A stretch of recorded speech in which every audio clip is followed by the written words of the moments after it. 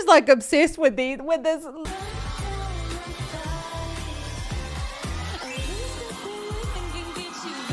Oh my God, did you see that?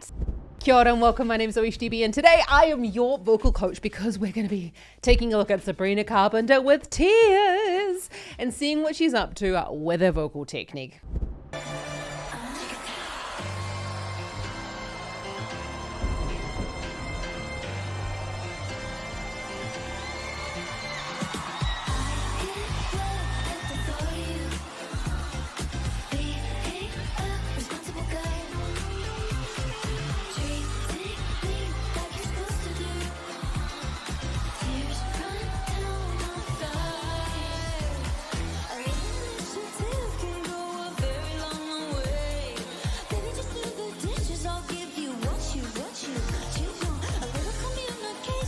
She's just like the perfect example of how when a song really fits, I'm trying to get comfortable here, when a song really sits in a good part of your vocal range, how much easier it is to really, my first video of the day, how much easier it is to switch between those vocal qualities. Let's just go back on that.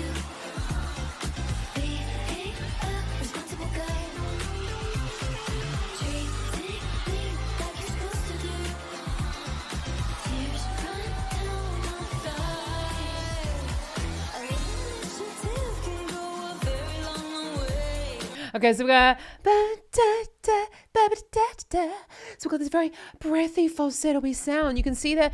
Look, I know that there's a fantastic sound person behind it, but the singer also has to do quite a lot of the adjusting as well. So we're really thinking vocal quality is very, very quiet when we're increasing that breath and we're very close to the microphone. And I think a different song's coming to my head.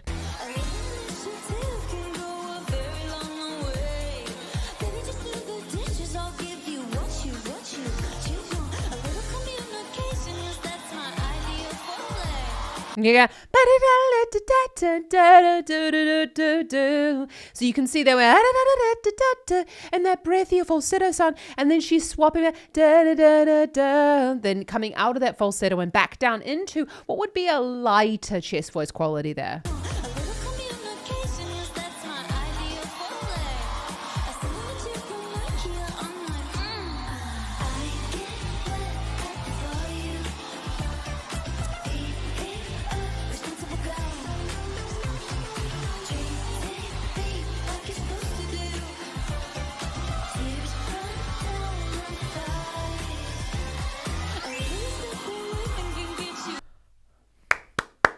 We need just to give those dancers a massive clap. Oh my God, did you see that? Let's just watch that again. The one in the front and did this, oh wow.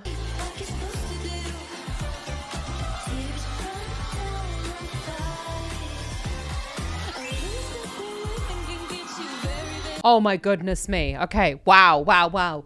The movement, the dancing is fantastic. What a really awesome performance is one. I love that Sabrina just brings in so many different aspects into her performance. She's bringing in the drama, the style. We've got like a whole story going on as well in the background. We've got this breathy falsetto again. Very, very low volume here as well. We can see that in her energy as well. She's got to be moving around the stage. So, I think the track's actually picking up quite a lot of that background vocal there. Or quite a lot of the vocal actually in the chorus.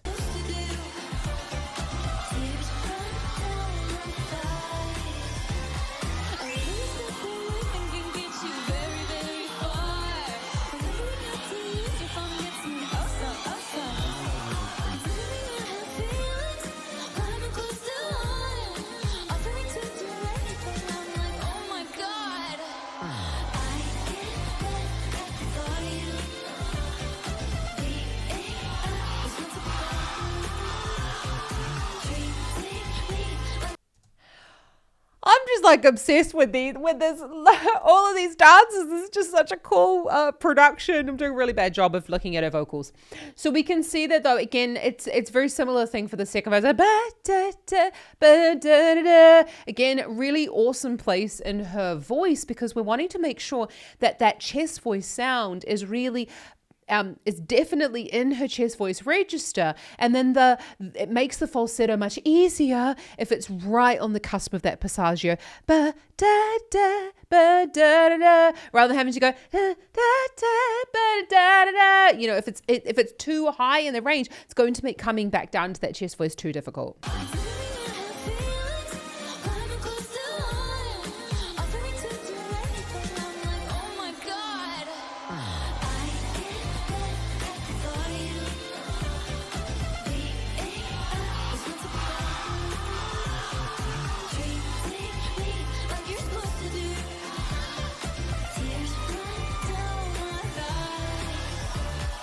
Okay, so let's just have a little listen at this chorus here, because this is a perfect example of when we're using falsetto and we're trying to go a little bit louder on the falsetto, and we could choose to either close the vocal folds or stay in that falsetto. This is the sound that it makes.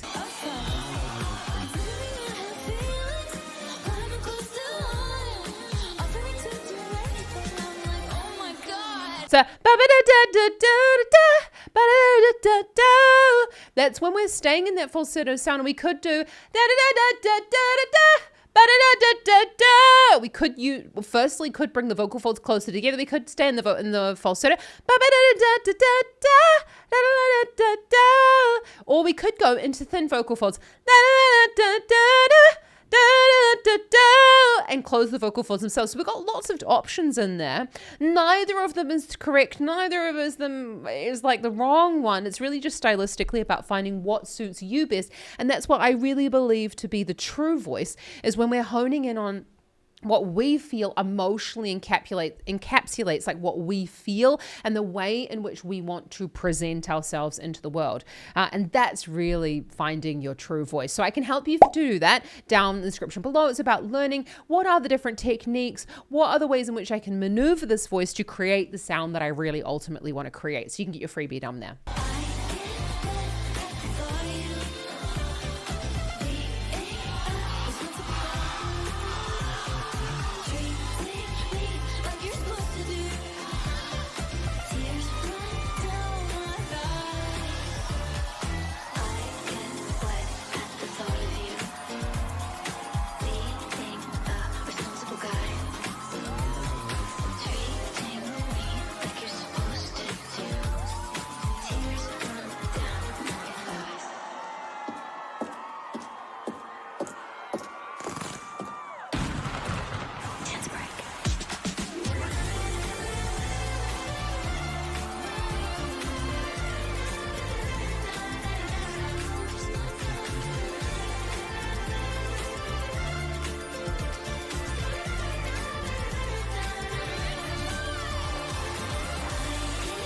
Felt like there was a bit of an homage to Britney Spears in that moment. That was just so cool. We have to watch that again. I'm in love with this song, in love with the message, in love with everything. I think this is so fantastic.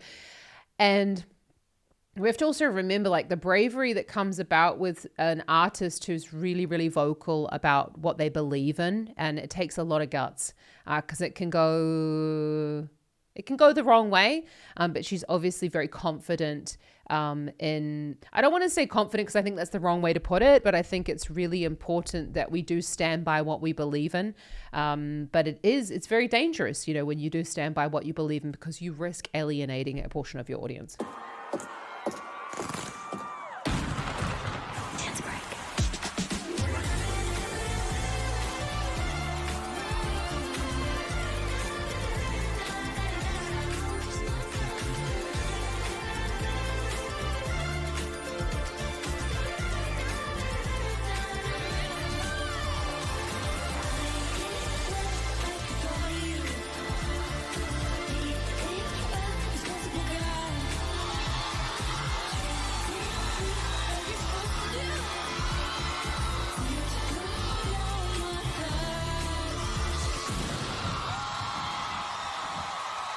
So we've got that da, da, da. I mean, basically at the end, she's doing a little bit of talking as well.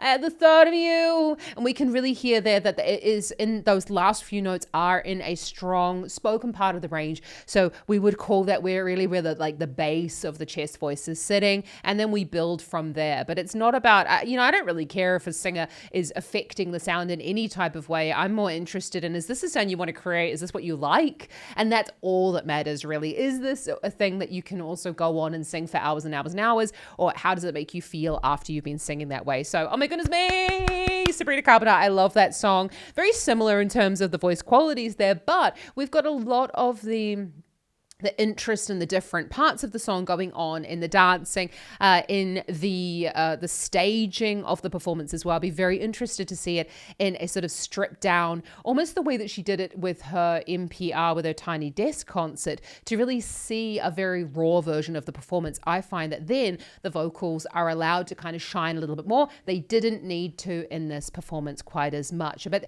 that's really the difference between, say, being I'm not meaning but when you're singing that with just, say, one instrument or even with just a band, as opposed to being, this is got the whole performance going on as well. And then the voice doesn't need to do quite as much in order to kind of bring out, to make it different for the audience, but also to make it interesting as well. It's kind of what it's about, to hold our attention for that length of time. So, let me know down in the comments what you love most about that performance. I have to say, I think it's incredibly fantastic that she did it.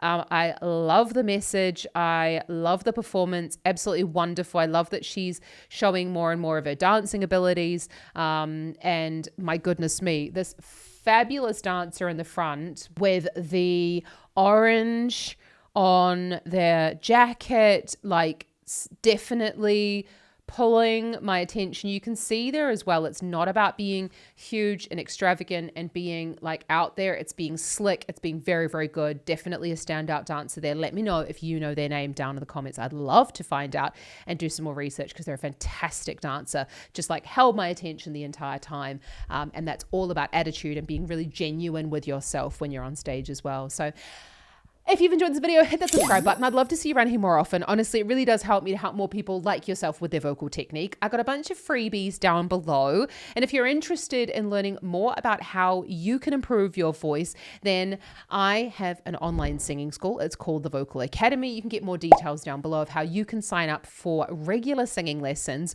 to really improve your voice, because with one-to-one singing lessons, I know that we can help you to achieve those vocal goals that you've been looking after. So check them out here. Check out some more Sabrina up here. And just remember that anyone can learn to sing. It's a set of muscles. I've got you. I'm here to help.